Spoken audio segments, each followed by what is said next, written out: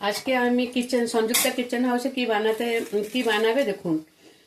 আজকে আমি বানাবো করলা শুক্তো। এই করলা শুক্তো বানাবার জন্য কি কি দরকার সামগ্রী ওইগুলো দেখুন।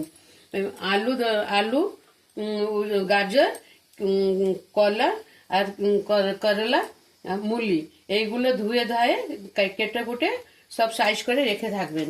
ওর পরে কড়াইতে তেল দিবেন। কড়াই গ্যাসের উপরে গ্যাস চালু করে বসাবেন। ওর পরে কড়াই গরম হলে তেল দিবেন। তেল দেওয়ার পরে ফোড়ন দিবেন।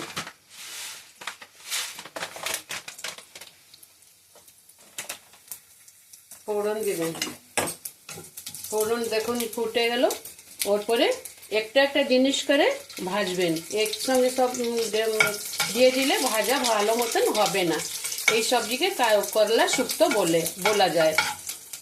দেখুন জিরা ফোড়ন ভাজা হয়ে গেল। ওর পরে আলু দিয়ে একটু